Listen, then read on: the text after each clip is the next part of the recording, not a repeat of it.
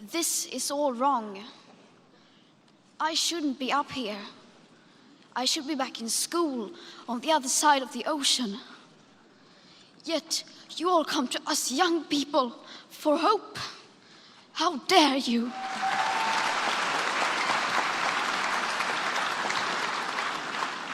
You have stolen my dreams and my childhood with your empty words, and yet I'm one of the lucky ones.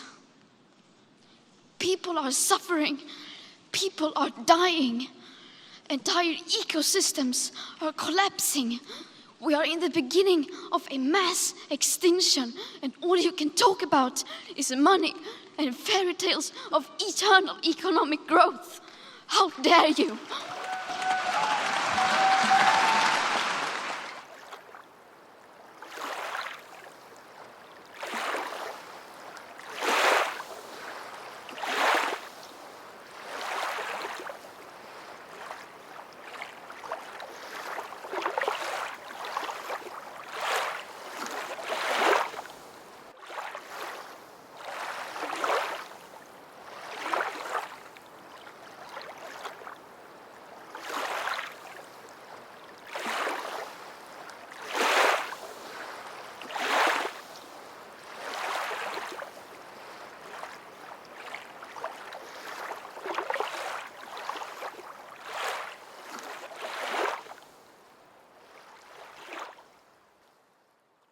Bonjour.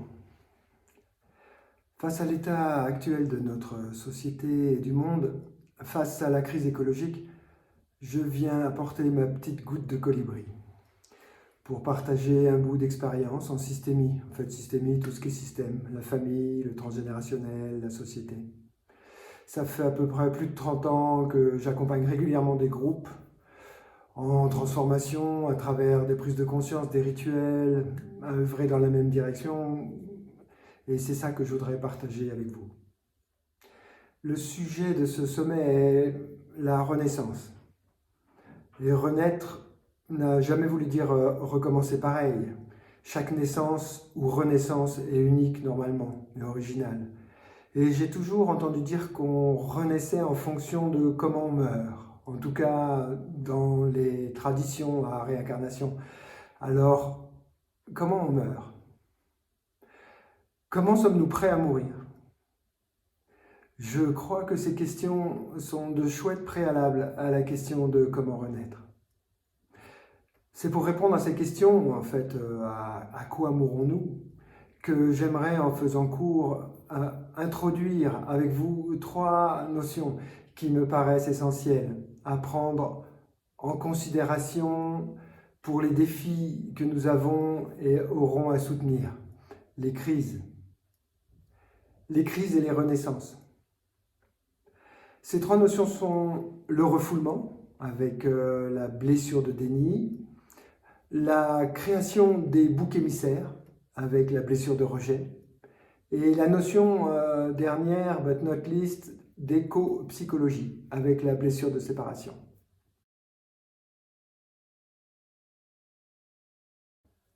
Après ces notions, une mise en pratique je vous proposerai en fait une mise en pratique dans la foulée.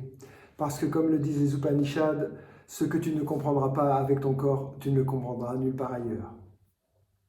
Ce préambule étant fait, j'espère que jusque-là tout vous paraît clair. On peut commencer par le premier, le refoulement. Je parle du refoulement d'une vraie douleur que peut nous causer une crise au niveau écologique. Ce refoulement, en tout cas, entrave la renaissance, entrave la résilience. Commençons par expliquer le titre de la conférence, l'histoire du hara bleu. Le hara bleu, dit Six de Brésil, peut-être le saviez-vous en tout cas, mais je vous annonce que c'est fini, c'est récent et cette espèce est éteinte. Point final. Si ces disparitions d'espèces provoquées par l'homme se poursuivent au même rythme, les 2/3 des espèces animales auront disparu en 2100. À en croire un rapport du Millennium Ecosystem Assessment publié assez vieux en 2009 par 1360 experts internationaux pour les Nations Unies. Bon, comme caution de sérieux, c'est déjà pas mal. Qu'est-ce qu'on fait en fait? Qu'est-ce qu'on fait nous, vous qui me regardez et moi, de l'émotion que procure ce genre d'infos? Est-ce qu'on peut être assez naïf pour croire qu'il n'y a pas d'émotion qui passe quand on apprend qu'autant d'espèces disparaissent? Je suis persuadé qu'il existe systématiquement une douleur, consciente ou inconsciente, face au délabrement de notre planète. C'est en y faisant face, ou même en se faisant aider à creuser pour aller vraiment la désengourdir, que la renaissance pourra avoir lieu. L'adieu au haras bleu parle de cette douleur que nous refoulons. Je suis persuadé que nous la refoulons tous. Être humain, chacun à sa manière. Des fois par le déni, des fois par la dérision, des fois par l'incompréhension, pour certains l'hébétude, la colère. Encore une autre manière de refouler, c'est l'agressivité, la passivité, la dépression, la perte d'énergie vitale, une sorte de somnambulisme. Il y a mille et une façons de refouler cette douleur qui, d'après moi, est naturelle. Mon expérience avec des centaines de patients me permet d'affirmer que si ce refoulement n'est pas mis en conscience, pas mis en action, il est source d'une angoisse discrète mais profonde, une angoisse de civilisation, je dirais. Les sources d'une perte de confiance en la vie, qui va vite être compensée par une frénétique course en avant, un peu comme le taureau affolé dans son arène. Des expériences faites en laboratoire montrent par exemple que des rats de laboratoire, quand ils se sentent menacés, compensent par une suractivité. On va même parler de suractivité compulsive. Pour nous, humains, ça peut prendre une forme d'hédonisme, une sorte de carpe diem basée sur le doute que le bonheur existe vraiment, sur une peur de souffrir. En fait, ce refoulement épuise l'énergie nécessaire à la lucidité et à l'action. Le refoulement de cette souffrance, bien sûr, est basé sur la peur de souffrir, la peur d'être désespéré, la peur de s'effondrer, la peur de perdre le contrôle, de paraître morbide, ignorant, la peur de paraître faible ou émotif, de culpabiliser, la peur même de provoquer l'événement. Ça, c'est comme l'histoire de l'enfant qui ne veut pas parler du loup parce qu'en parlant du loup, il va faire venir le loup. La peur de provoquer la détresse chez l'autre, la peur de, je ne sais plus, de goûter l'impuissance et la peur de mourir. Petit rappel par rapport aux questions données en introduction. Alors pourquoi ne pas profiter de la crise pour affronter maintenant ces peurs, celles qui dévorent nos belles énergies vitales, plutôt que d'attendre la prochaine crise? On fera, promis, à la fin de cette vidéo, un exercice, enfin on en fera deux, mais là on en fera un pour conscientiser, exorciser ce refoulement à la fin. Mais en attendant, profitons-en pour passer au deuxième concept, le bouc émissaire. Quand je refoule, souvent, je fabrique quelque chose, un drôle de truc, qu'on appelle le bouc émissaire. En fait, je fabrique un ennemi. On s'aperçoit, pareil, toujours expérience un peu folle des scientifiques, de mettre dans une même boîte des fourmis rouges et des fourmis noires. Et si on n'y fait rien à la boîte, elles, pas s'ignorent, mais elles se débrouillent entre elles. Il ne se passe rien, elles vivent chacun leur vie, les fourmis rouges et les fourmis noires. Si le laborantin secoue la boîte, en fait, leur provoque un stress, on s'aperçoit qu'elles se bagarrent entre elles. En fait, on s'aperçoit que le stress est évacué avec l'idée du bouc émissaire. Le stress est évacué sur l'autre. On trouve que le problème qu'on ne comprend pas, on va le comprendre si on le met sur quelqu'un d'autre. Le bouc émissaire est une solution grégaire à tous nos anciens problèmes.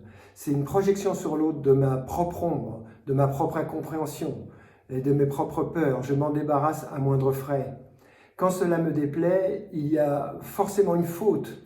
Et s'il y a une faute, c'est forcément l'autre, le différent, celui qui ne pense pas comme moi, qui est forcément du coup le coupable absolu. Et ces temps-ci, pour parler de crise et de renaissance et parler de ce qui se passe au niveau de l'actualité, ces temps-ci, je ne suis pas le seul à avoir vraiment remarqué que le refoulement de l'angoisse due à la crise exacerbe le rejet. Il faut à tout prix trouver un coupable, un diable, pour se défouler, donner du sens qui nous plaît, et aussi, surtout, ne pas trop sentir sa propre souffrance.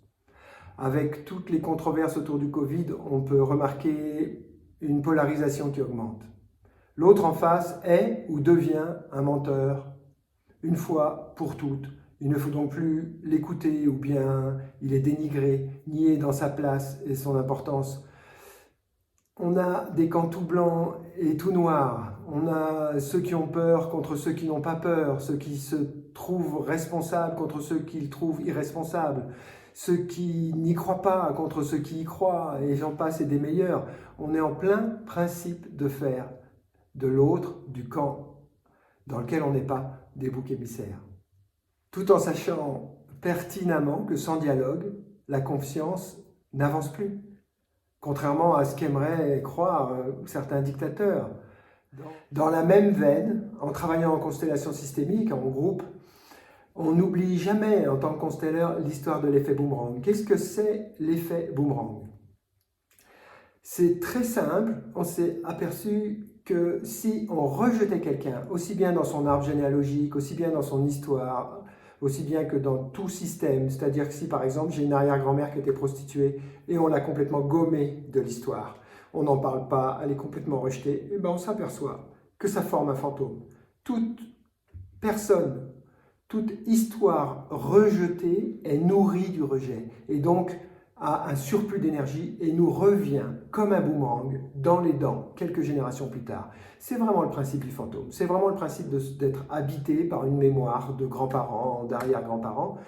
Et dans un système, c'est même valable au présent. Le fait de rejeter quelque chose, quelqu'un ou une idée, charge quelque chose, ce quelqu'un ou cette idée d'énergie qui fait que ça va faire un grand tour et ça va me revenir dessus. Ou moi, ou une société, ça dépend du système. Et donc ça, on ne peut pas l'oublier. Il y a vraiment un travail d'intégration et qui est tout le contraire du travail du bouc émissaire. Je crois que nos sociétés souffrent du bouc émissaire depuis la nuit des temps. Je crois que c'est une blessure en soi. C'est la blessure de rejet. Alors si vous voulez vraiment faire de la politique dans ce qu'elle a de plus noble, je vous propose d'utiliser la relation simple, droite, sincère, sans a priori. C'est une arme de paix. Si vous êtes anti-chasseur, par exemple, entrez en relation avec un chasseur, sans le juger, en cherchant ce lien qui existe en souterrain entre tous les humains. C'est un lien simple, sans forcément parler de la chasse. Si vous êtes pro-migration, entrez en lien avec un anti-migration, et vice-versa. Si vous êtes pro-Macron, entrez en relation avec un anti-Macron. Faites, etc., etc. Faites un travail de relation, pas pour se battre, pas pour vous prouver que l'autre a tort, pas pour lui prouver que vous avez raison, mais pour le rencontrer vraiment, là où les jugements ne sont plus essentiels, pour tisser quelque chose d'autre qu'un monde avec des boucs émissaires. En fait, changer le monde, c'est aussi arrêter avec la notion de bouc émissaire. C'est une proposition. C'est arrêter de croire, de se croire dans le bon camp, en croyant que l'autre est forcément dans le mauvais. C'est passer d'un inconscient qui dit « c'est moi ou toi » vers une culture qui dit « c'est moi et toi ». Bien sûr, c'est une évidence, mais je pense qu'il faut se remonter les manches. Ça, je trouve que c'est révolutionnaire et à la fois un peu vieux comme le monde. Tout le monde a sa place dans cette toile terrifiante, merveilleuse, dans cette tapisserie du monde. Tout le monde a sa place, les saints comme les diables. Et si on finissait par la notion d'éco-psychologie, en sachant qu'il y aura aussi un exercice sur cette notion-là, pour pouvoir la toucher du doigt, la toucher du cœur. Il y a beaucoup de choses qui ont été faites par le travail qui relie de Johanna Massy et Molly Young Brown. C'est des théories sur les systèmes vivants, des théories d'une planète qui est un être vivant, elle-même, Gaïa, En fait, la notion d'éco-psychologie dit qu'il existe un inconscient encore plus profond que l'inconscient collectif humain, qui est l'inconscient écologique. Facile à comprendre, une couche de notre psychisme qui vit l'appartenance profonde à un grand tout planétaire. Cela dit que la croyance en soi séparée, confirmée par bien sûr certaines expériences, rend difficile de reconnaître notre souffrance pour le monde. Parce que si nous nous croyons fondamentalement séparés, on cloisonne. En chamanisme, comme en constellation, on parle de deux grands besoins de base. Le premier grand besoin de base, c'est appartenir, faire unité, être pareil. Le deuxième besoin de base, c'est être un individu unique, c'est être respecté et honoré dans ma différence. Ce sont deux besoins de base assez différents. Il y en a un, c'est se mêler au un, et l'autre, c'est être différent de l'unité. Et ce n'est pas l'un ou l'autre, encore une fois. C'est l'un et l'autre. Et comment faire pour qu'ils ne s'opposent pas? Il suffit de voir ces besoins comme des couches. Quelle est la couche profonde? La couche profonde, c'est celle du bébé qui vit dans l'unité. Vous savez que le bébé n'a pas encore appris à se différencier de la mère et du monde. Et puis, sur cette couche, nous construisons notre ego, notre différence, la beauté de cet ego unique, merveilleux, mortel. Et si on voit l'unité comme valeur souterraine, plutôt que de les voir l'un ou l'autre, si on les voit en couches, si on voit qu'il y en a une qui soutient l'autre, si on voit que l'unité est la valeur souterraine à la différence qui se pose dessus. Et si on peut prendre un système comme l'humanité et se faire l'image avec ça, ou l'image avec des cellules dans le corps, c'est-à-dire que toutes les cellules sont différentes, mais elles appartiennent avant tout, et je dirais presque prioritairement, à une unité qu'est le corps. C'est en se basant sur cette image qui dit aussi que nous venons de beaucoup plus loin et beaucoup plus grand que nos parents, que nos ancêtres. Si on parle de début du monde, si on parle de Big Bang, c'est en se basant sur cette image d'unité qui soutient la différence que nous pouvons commencer à sentir ou ressentir cette notion de soi écologique. C'est-à-dire d'un soi terre, d'un soi plus grand, d'un soi corps. Si je suis une cellule, c'est le soi corps. La réalisation du soi écologique, qui est une notion donnée par Arne Naes, fait partie de la réalisation de soi. Pour moi, elle permet de sortir, par rapport à l'écologie, d'une impression de devoir faire des choses, une impression de sacrifice, de faire en force avec le mental des choses qui paraissent évidentes pour sauver la planète, de faire quelque chose d'imposé par un soi séparé, alors qu'en fait cela devient un acte naturel si on attrape la conscience que le moi est élargi et approfondi à ce qu'il est vraiment, si on attrape la conscience que nous sommes beaucoup plus unis que ce qui paraît, beaucoup plus un que ce qui paraît. Ce ne sont que une histoire de faire des expériences pour le sentir. Du coup, cela devient, l'acte de la protection de la nature devient un acte naturel, libre, pareil que se protéger soi-même. Ça devient une évidence tranquille. Bien sûr, la dynamique qui nous emmène dans une impasse écologique est séduisante, ô combien. On ne se rend pas compte à quel point, il faut bien le dire, sinon elle n'aurait pas l'adhésion de la majorité de l'humanité, que ce soit une adhésion active ou une adhésion passive. En fait, la conscience de notre part identifiée à la Terre est nécessaire pour ne pas céder au chant des sirènes. Sans cette conscience profonde, le pouvoir de domination paraîtra toujours intéressant, voire attirant, car il donnera l'illusion d'obtenir ce qu'il veut. Certes, il obtient souvent ce qu'il veut, mais toujours au détriment du système plus large. Du point de vue de cette conscience de l'interdépendance du vivant et de sa globalité, la dynamique globale actuelle est clairement dysfonctionnelle.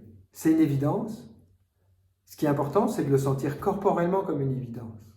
Car cette prise de conscience, de mon point de vue, est un ancrage naturel qui nous permet d'agir d'un autre endroit que celui de la peur, d'agir à partir de la légitimité, à prendre soin de soi-même, un soi écologique, toujours selon l'expression de Harnaes. Toute expérience qui favorise cette prise de conscience, comme en chamanisme ou en constellation, me paraît nécessaire et à rechercher. Elle permet de remettre les pieds sur terre. Je tiens quand même à rappeler que des milliers de projets discrets ont lieu en ce moment sur la planète. Ils élaborent pas à pas de nouvelles stratégies, avec de nouveaux paradigmes, les éco-villages par exemple, etc., etc. Pour soutenir ces foyers de changement de cap, il faut des valeurs fortes, des valeurs qui offrent des objectifs plus nobles et des plaisirs plus profonds. C'est ce que propose, par exemple, parmi d'autres, le travail en chamanisme et le travail en constellation systémique. Pour revenir au refoulement, la douleur pour le monde que nous refoulons a sa source dans notre unité inconsciente, autrement on n'en souffrirait pas, dans l'interdépendance entre tous les êtres. C'est de ce même endroit que jaillit notre pouvoir aussi, celui d'agir au nom de cette interdépendance. Voilà qui commence à parler de renaissance, parce que je parle de pouvoir d'agir au nom de la terre, comme en notre nom. Comme une cellule qui parle du corps en son nom. Et là, on est déjà dans la résilience. C'est une manière de retrouver son pouvoir face à la peur. C'est une manière de se laisser revivifier par son interdépendance avec tous les êtres, plutôt que de la fuir. Voilà pour ces trois notions. J'ai parlé un court instant de comment faciliter une renaissance et je n'ai pas parlé de à quoi renaître.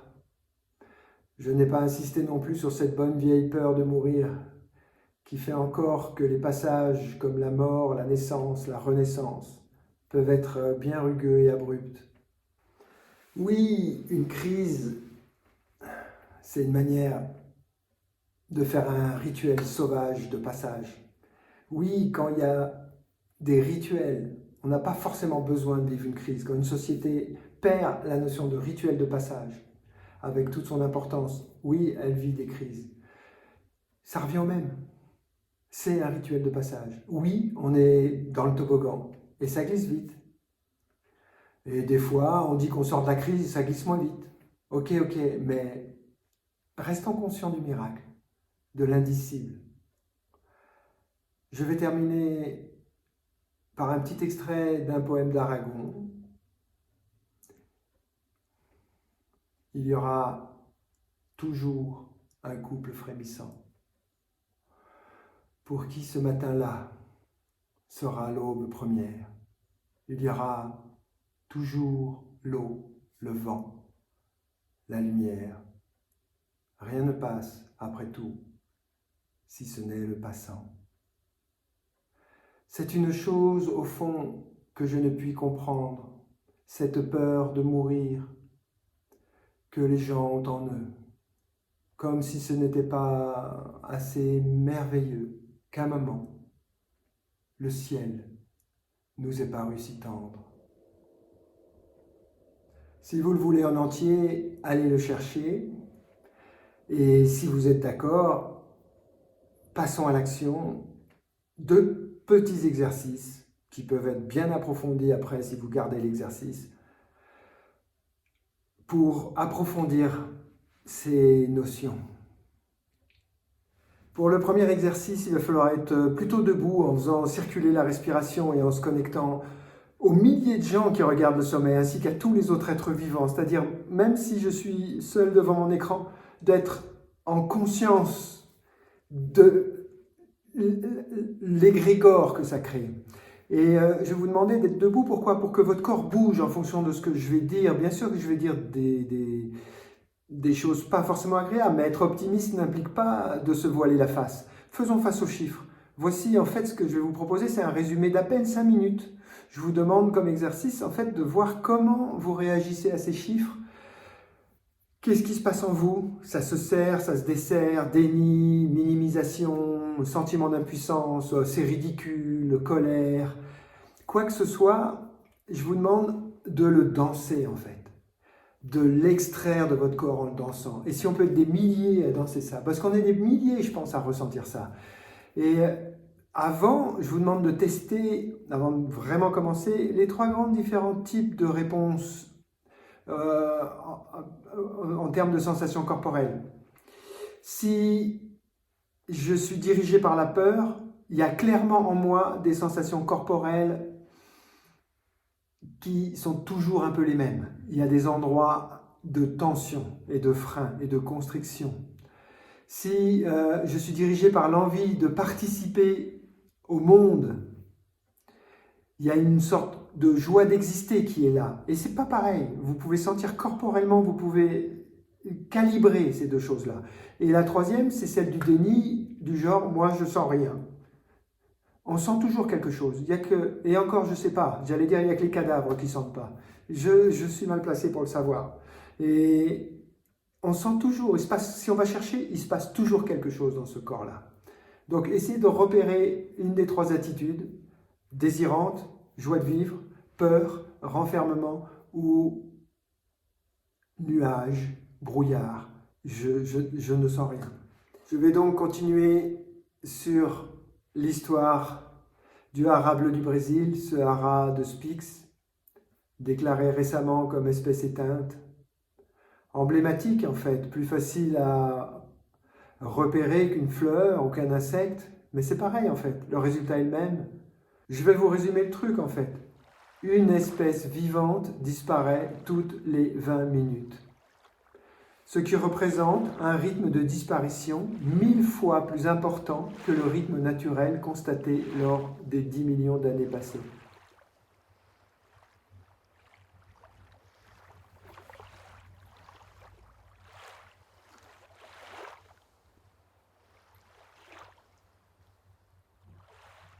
Ça commence.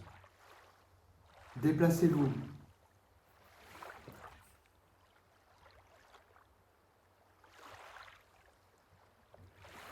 Au cours du XXe siècle, la pêche a été multipliée par 35. L'exploitation des terres agricoles a doublé de surface. Tous les ans, plus de 26 000 espèces, 26 280 exactement cette année, plus de 26 000 espèces disparaissent de la surface de la planète, des espèces issues de la flore et de la faune sauvage. 40% des mammifères terrestres ont perdu plus de 80% de leur aire de répartition depuis 1900. En seulement 16 années, de 1999 à 2015, 148 500 orang-outans de Bornéo ont disparu. 200 espèces de vertébrés ont disparu au cours des 100 dernières années. Sur les 27 600 espèces de vertébrés terrestres étudiées, 8 851, soit 32%, sont en déclin.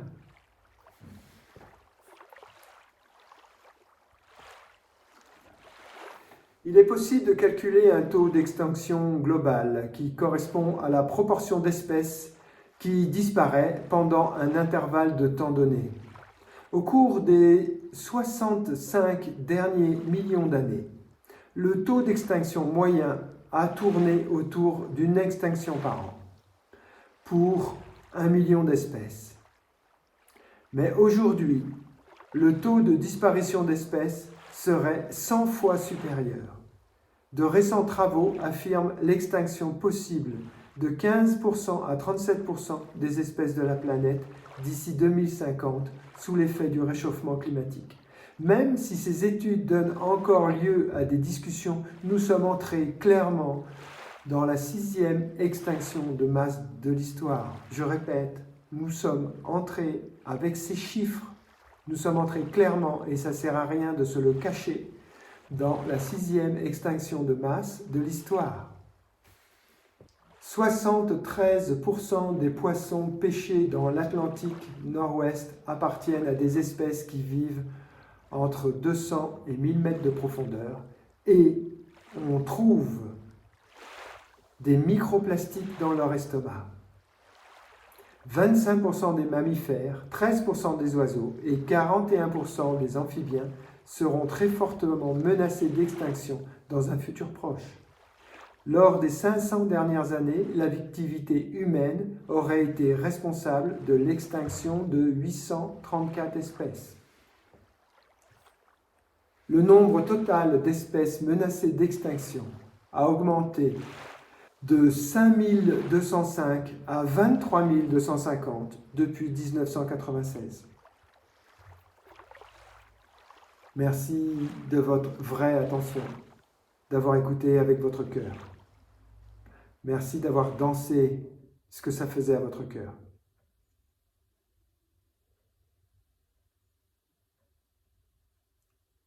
Pour le deuxième exercice, je vous demande de prendre une position confortable parce que c'est une méditation à répéter en fait, à répéter et à répéter parce qu'elle est assez riche en prise de conscience si on la creuse. Et donc elle demande vraiment à être intégrée et ma croyance c'est qu'il est urgent d'intégrer réellement notre éco-psychologie. Donc c'est vraiment un exercice que je vous propose de garder dans votre boîte à outils.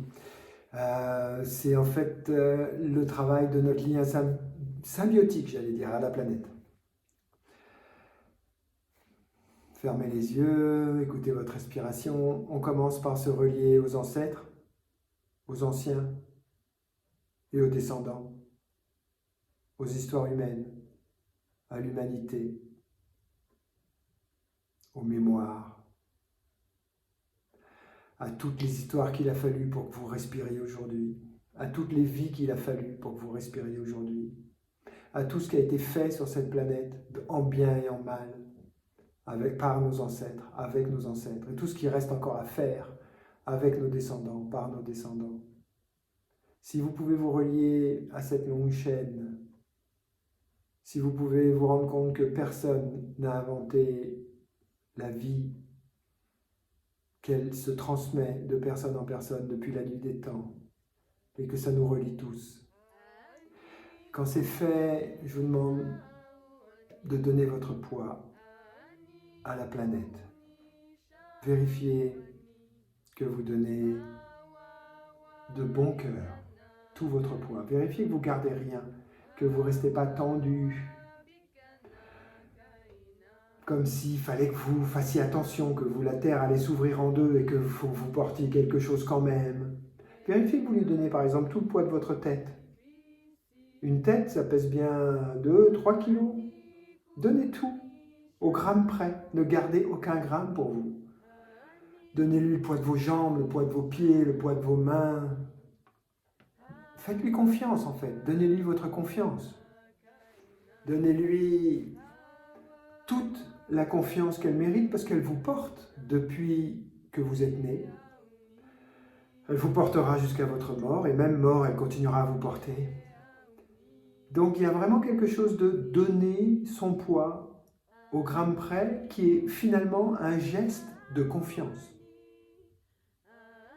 Je te donne, terre, mère, je te donne, je te confie.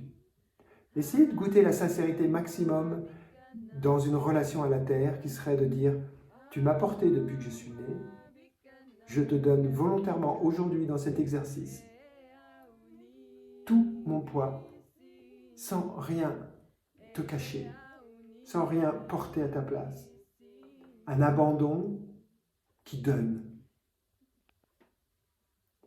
Goûtez ce que ça fait, parce que c'est un début de relation en fait.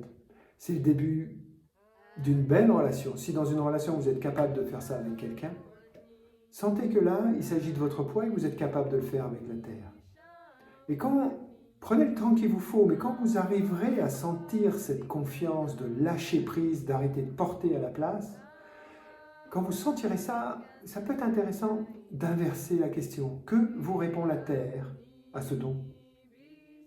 Est-ce qu'on peut avoir la prise de conscience de que fait la terre quand je fais ça?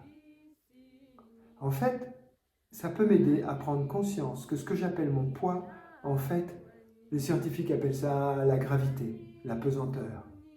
Qu'est-ce que c'est? C'est une force qu'exerce la planète sur nos cellules. Aucune de nos cellules ne s'envole. Elles sont toutes tenues par cette grosse masse, cette présence énorme qu'est cette Terre. Changez de vision. Votre poids n'existe pas en fait. Ce que vous appelez votre poids, ce que vous sentiez votre poids, c'est la présence de la Terre qui, elle, existe et qui vous tient.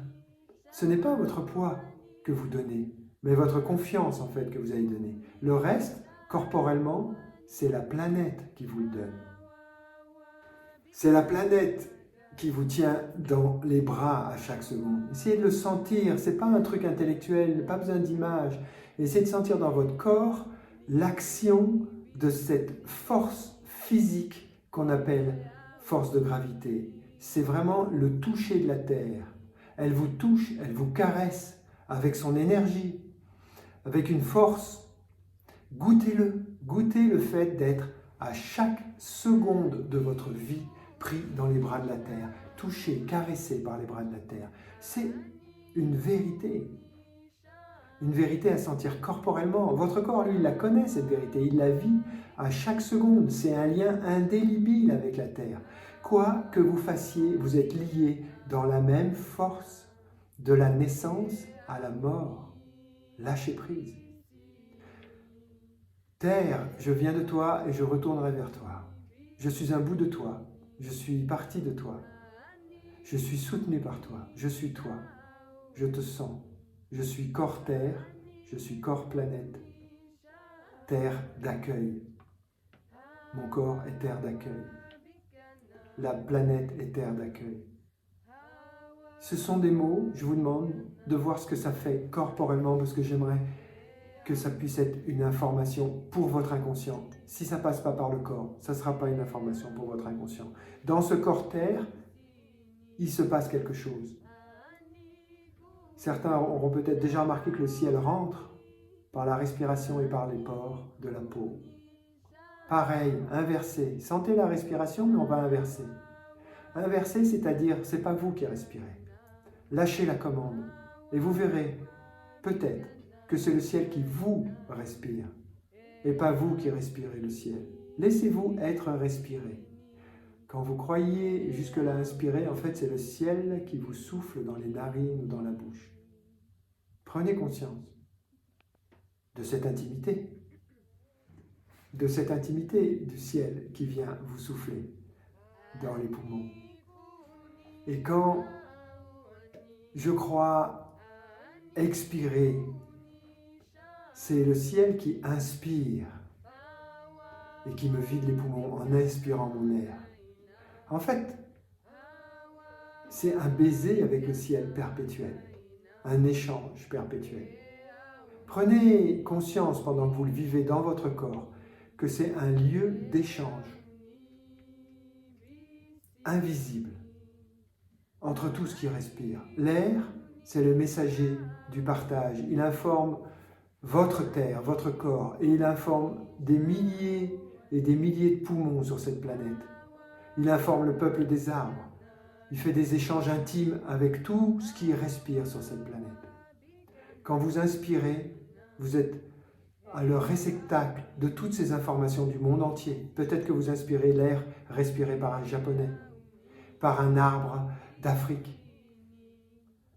Et quand vous expirez, vous envoyez votre information dans le monde.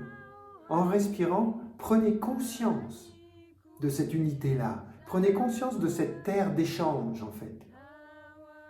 Prenez conscience de l'interdépendance à travers la respiration. Vous êtes l'endroit exact où le ciel et la terre se rencontrent. L'air rentre dans le corps terre que vous avez et sort. Ils font l'amour. C'est une vague perpétuelle, un aller et un retour. Tant que vous êtes en vie, ce miracle sur pattes que vous êtes, a lieu la rencontre du Père ciel et de la Mère terre en vous. Le ciel ensemence d'informations ma terre. Quand il sort, il va informer les autres, tous ceux qui respirent de mon existence. Je vous demande de nourrir cette sensation, cette expérience, pour la mettre en conscience dans le quotidien. Je vous demande de nourrir cette sensation d'interdépendance à travers la gravité, à travers la respiration, et de l'amener en conscience à chaque fois que c'est possible pour vous dans votre quotidien. Voilà pour le deuxième exercice que je vous proposerai bien de prendre comme habitude. Je vous souhaite une belle année 2021, quoi qu'il arrive, quelles que soient les crises et les renaissances. Je vous souhaite le meilleur. Je nous souhaite le meilleur. Merci pour votre écoute.